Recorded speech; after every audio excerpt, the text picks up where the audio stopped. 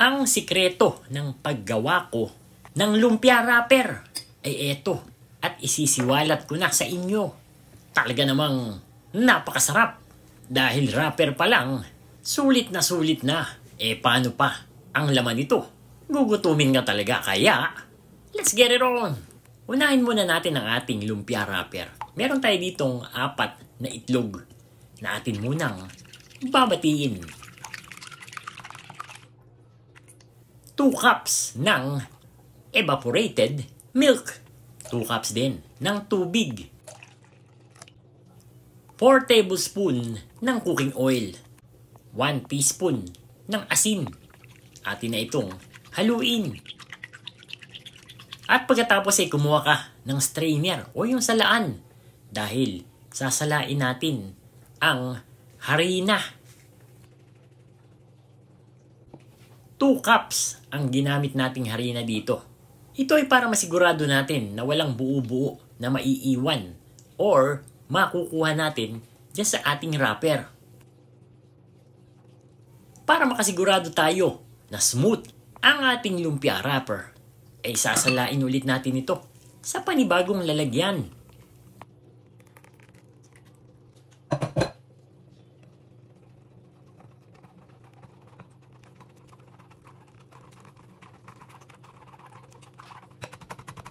O diba? Kahit na sinala na natin yung harina, meron pa rin tayong naiwang mga buo-buo dito. So sigurado na tayo na magiging makinis ang ating wrapper. Mag-spray ng konting mantika dito sa ating non-sticky pan. 1/4 cup ang ginamit ko dito. Nasakto lang para sa isang serving. At syempre mahina lang ang ating apoy dito para hindi mabigla. Makikita nyo naman at unti-unting natutuyo ang mixture. So mapapansin ninyo na medyo aangat ang mga gilid-gilid niyan. Ibig sabihin niyan ay pwede na natin itong hanguin. Hindi na kailangang baligtarin ito katulad ng ginagawa ng iba dyan. Kaya nga dapat mahinang apoy lang. Yun ang isang sikreto. Gusto niyo pa ba ng isa?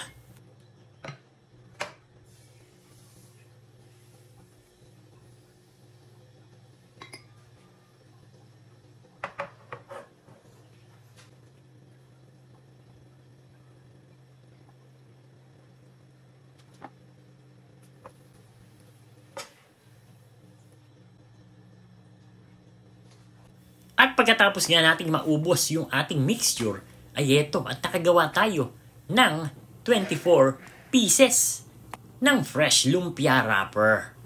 Tingnan mo naman at talaga namang napakakinis.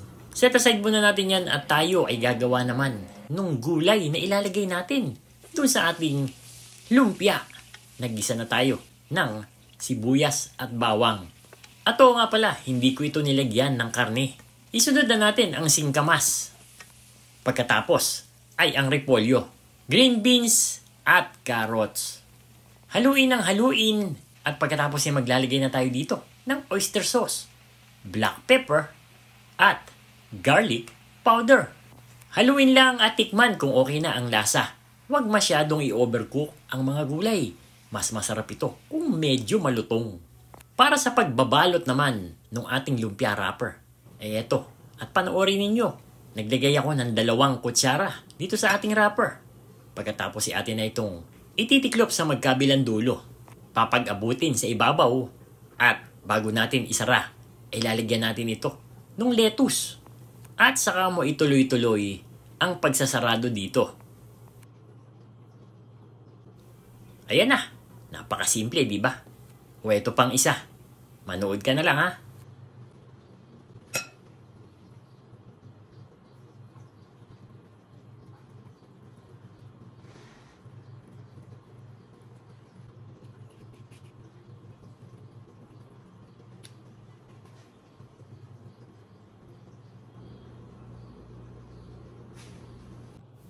And there you have it, KND Nation, mga kada-delicious. Ito yung ating special wrapper ng lumpiang sariwa.